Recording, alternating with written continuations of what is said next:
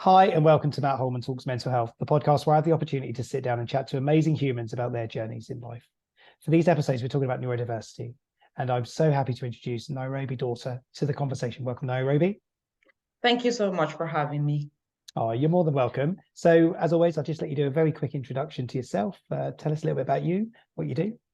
My name is Nairobi. I am from Venezuela. I'm 34 years old. I'm a marketing manager at a charity, a school that provides care and education for children with severe autism. I also have my own company, a social media marketing agency, and I'm a yoga teacher, and I'm a mom. I have a 7-year-old daughter. There's a lot of things going on in there, right, for you? Amazing. And we're going to talk about neurodiversity. So you also have the gift of you're neurodivergent as well, right? Yes, I am ADHD. I was diagnosed when I was 16 years old. To be honest, in that time and in my country, that wasn't a thing. So it wasn't only until recently years, maybe when I turned around 30, that I kind of start learning about what it meant to be ADHD. Wow. Yeah, incredible. So we're going to touch on that because I'm always intrigued to hear different perspectives. That's what these conversations are about, to hear people talking about their perspective of all different topics. And ADHD is this one, of course. You're growing up in South America, in Venezuela, and something's happening to you, which is giving somebody a thought that you might have ADHD or you might have something that you need help or support with. So can you talk us a little bit through that story and that journey? Let's say I was a very impulsive teenager Okay. with a Yeah. little bit of a character. Okay. Right. A backbone. So yeah, my mom, well, she's a psychologist, so I think she may have seen, some signs or Right. thought the reactiveness was coming from somewhere. And yeah, she took me to a doctor where, yeah, they diagnosed me as an ADHD. But like I say, in that time, it wasn't really a lot of information, and I was, already grown up. 17 already. Actually, I left my country not many years after that. So I really didn't research it, or I was like, oh, yes, I have a deficit of attention, but I thought that was it, like I didn't know how many other things comes with the neurodiversity umbrella. Right, right. And did you, so when you had the diagnosis, was there any sort of advice given by the doctor at the time? I know you said there wasn't much information, but did they put you on medication? Did they No, say not anything really. weird? In that No? time, no. And I think he spoke more to my mom than to Right. So also my memory, hey? Yeah, I guess. We're talking about maybe longer than 10 years ago. I Yeah, don't really remember a sure. lot about like the time with the doctor. I remember the test that they did, kind of like they put some things in my head, but besides that, not really. Yeah. It was something that I have to come to terms with my mom, like to say why you didn't maybe do a little bit more, why I wasn't, guide a little bit more, especially she being a psychologist. But you know what? She didn't know either. Right. I think in that time that wasn't, like a really big thing like it is now, like we speak about it now. So, Yeah. it is Yeah. what it is. Like you say, the awareness and the education to it was really not very high. And, even now, as we start to talk about these subjects, people still don't quite understand what's going on. So you talked about some of those signs, the impulsivity, the impulsive character. So the period between that diagnosis and sort of your 30s, I guess that's when you sort of first noticed or did something. What happened Yeah, in there? I actually, around my 30s, I was diagnosed with clinical depression, not severe depression, Yeah. clinical Yeah. depression. And I started doing therapy. I found yoga because, well, they always give you pills and kind of things. And I didn't want to take them. So I went like the holistic road. I Yep. started doing yoga, meditating, going to therapy, learning about myself. And really, when I start working at the school that I'm working, because of course it's a school that is specializing in ADHD, in autism, in all these conditions, I start learning so much, and I start learning so much about myself, about how I work, why my body works in certain ways, in a chemic way too, like, okay, is this hormone that we actually produce less, and that is why we cannot sleep, or is this hormone dopamine that we produce less, and that is why, we are always chasing little hits of dopamine. So it's a higher percentage of people with ADHD to develop an eating disorder, and things like that. So between the more you learn about yourself, I think you kind of, when you understand yourself, what is your strengths, what is your weaknesses. So you will explode those strengths, and you kind of put systems and strategies in place to handle those things where you're a little bit not so good. Yeah, no, of course. And I find it fascinating because there's obviously a lot in there that you've sort of learned through those years. So just in 2 points, so between 17 years old or 16, 17 and 30, fill in the gap there. So, the diagnosis was given at 16, Yeah. 17, but nothing happened. Yeah. And until you turned 30 when you had that depression, Yeah. and I'm sorry to hear you had that. What happened? How did you Well, manage? it was kind of a roller coaster. First, Mm, my country sadly have gone through some political situations. So I left my country when I was very young, right. maybe 19, 20. I live in the USA. I live in Australia. I live in South Africa. I have traveled lots. I live very short periods, 3 months in India and Thailand. Mhm. So it was, I think, trying to learn how to be an adult, not knowing that maybe that feeling of, oh, I'm quite different to other people, or I cannot handle certain things like other people handle us. I didn't really knew where it was coming from. And I think a lot of ADHD people and, well, neurodiverse people in general struggles with self-esteem problems and things like that, because they don't feel like they belong or they feel different. But we have all learned to mask since we are very, very young, so it's like handling all of that. So for me was when I settled down in South Africa. I have my daughter, I got married, I have my business, and I start reaching all these like ticks that kind of you have in life. Oh, when you get this, you will feel good, Right. and Yeah. you will be successful and you will be happy, because they tell you if you get the family, if you get this, if you get that, you're supposed to feel happy. I think that was the point when I was like, okay, I'm getting all these things, Yeah. but I still feel inadequate. I still don't understand myself. I don't understand why I go from super excited and super happy to, maybe a little bit sad. Why I have this emotional dysregulation that I cannot even control. And you just feel that it's like something wrong with you. Mm, You don't know that other people sometimes feels like that. yeah. Because people doesn't speak about those things. Sure. So people like pretending that everything is fine, that their families are beautiful, that they're always happy, and being sad or being angry. That is kind of an emotion that people judge. We judge that emotion. You don't Yeah. want to be sad. Yeah. Of course. Why? Yeah. Like, Yeah. people doesn't like to see people crying. I say, Mm, well, but it's the same that when you're happy, you laugh. It's an expression of an emotion. But when you're sad, no, don't cry.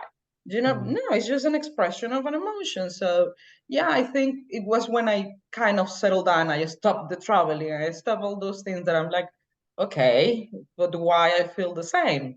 yeah. And then, well, therapy and a lot of work, a lot of reading books, meditation, yoga, all the Yeah. holistic approaches, yeah, Yeah. were bring into my life. Brilliant. Well, it's a fascinating journey. And do you feel like, so you traveled a lot, obviously you lived in many different locations, different countries, you experienced different cultures, no doubt. Do you feel that that helped a little bit for you to satisfy some of that that feeling at the time? Do you feel that helped at all, or do you think that that just took you away from Uh, things? I think everything have duality. Look, I have been very lucky. I feel for my 34 years old, I have been a person that I have lived a lot. My life have Yeah. been interesting.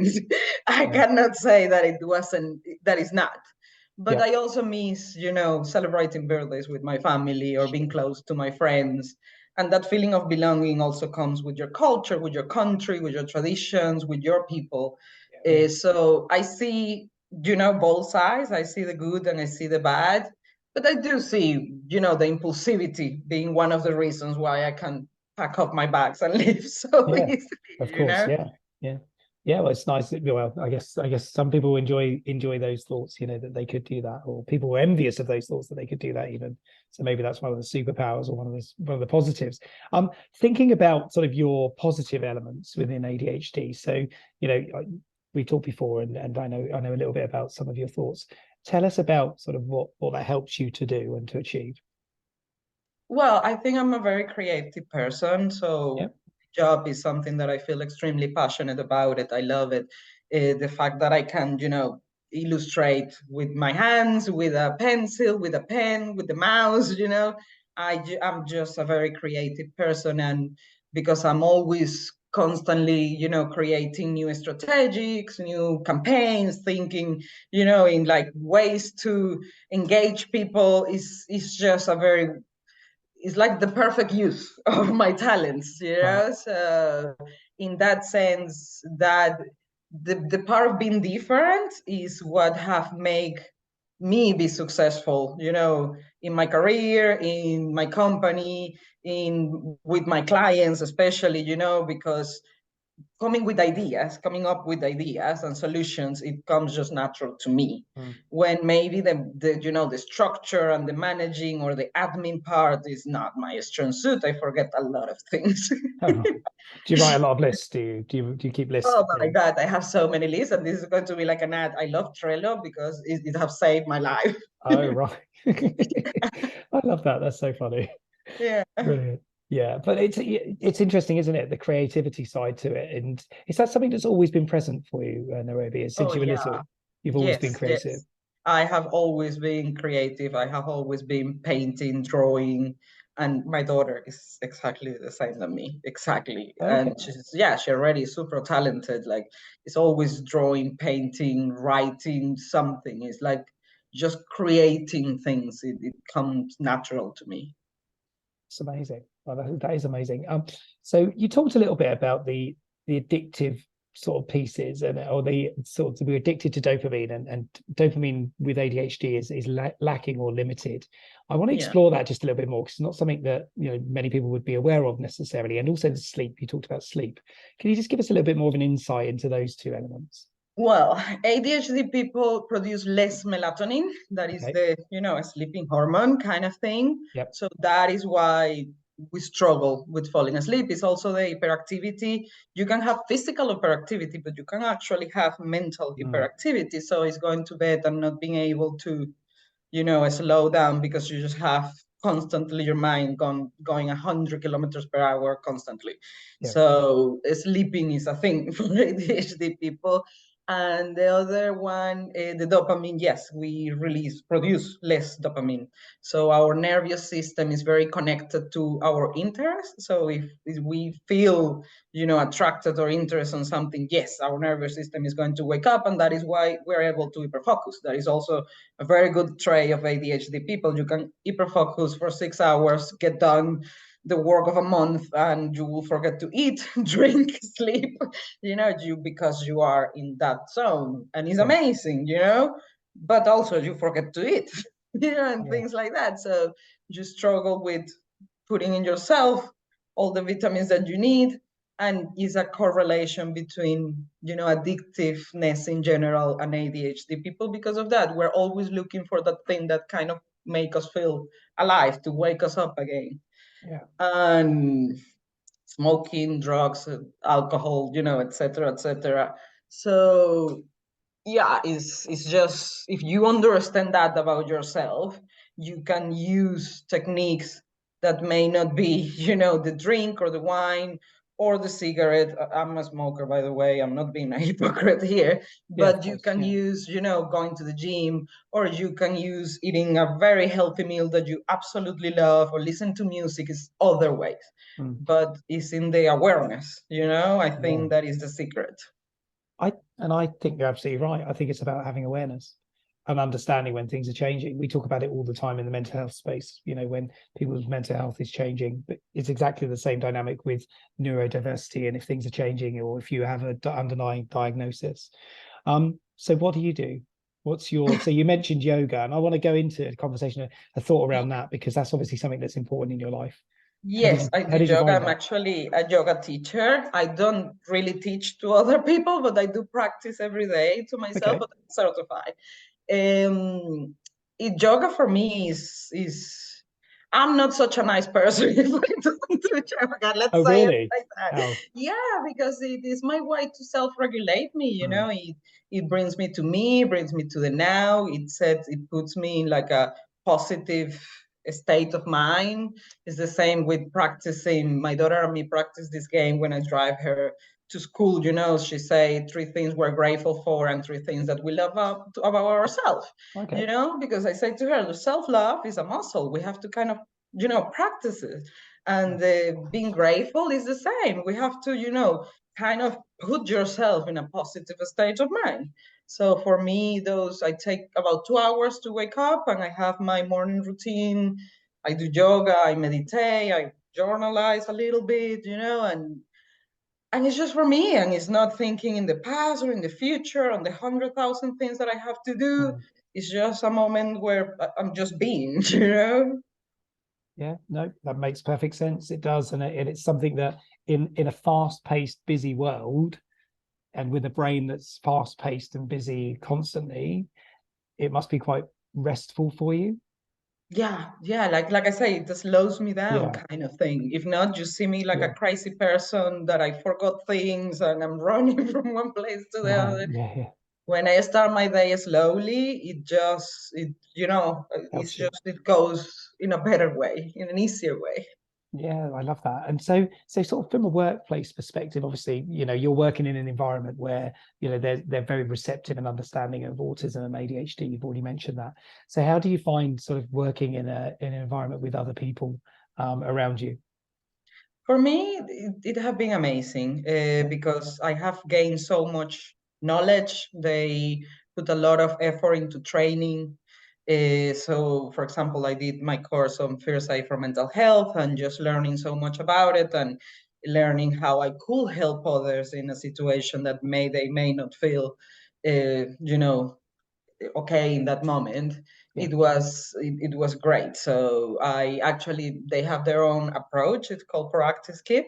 So I just did the course for like became an instructor, not because I'm going to become an instructor, is because Mm. well, I'm the marketing manager of the foundation. So it's Yeah. very related to my job.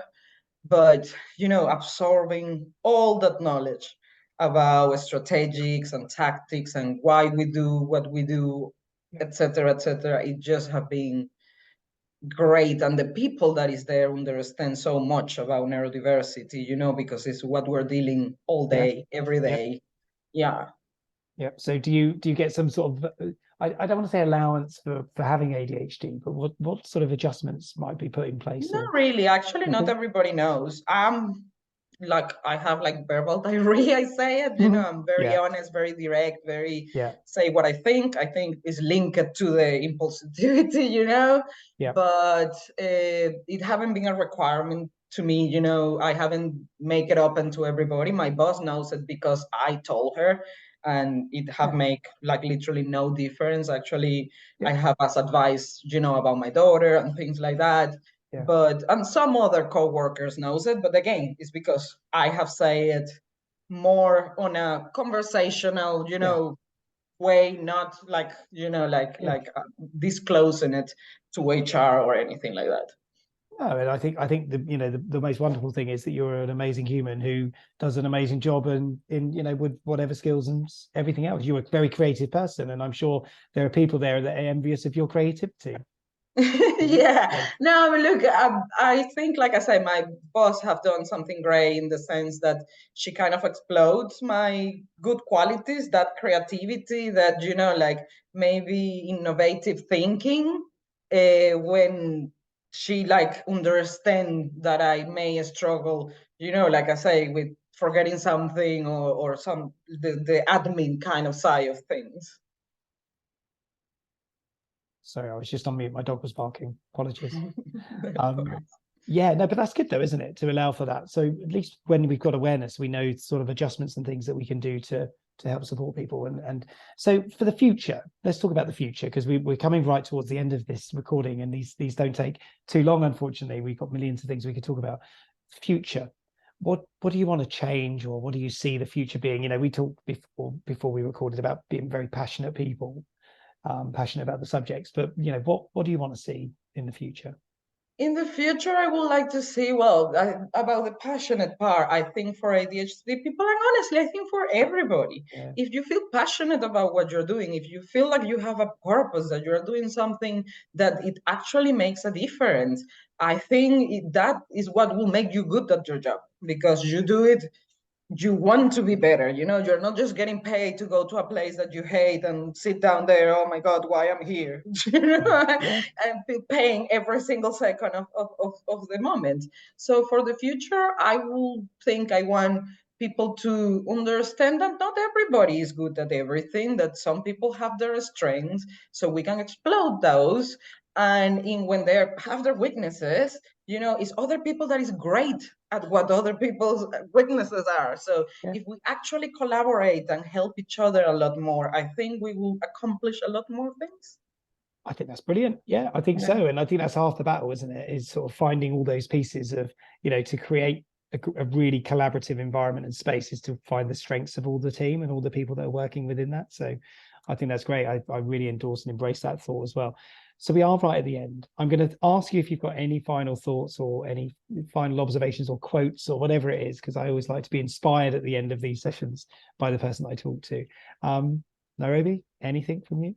I think that I hope people stop judging each other and start working more with each other.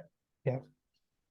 I think that's fair. And I think that's a wonderful thought. Let's stop judging each other and let's work more together. And by raising conversations like these, by having these discussions and sharing our perspectives, it is going to help people. It really, truly is, especially those people who just don't know what's going on and worry about, I'm different, I'm not the same as everybody else, and what the hell's going on. So I really want to say a huge thank you, Nairobi, for sitting with me and recording this episode, because I know somewhere is going to listen to it and they're going to find something really helpful in here. So much respect for you. I wish you all the very best of luck with everything, and enjoy your journey of your life moving forwards.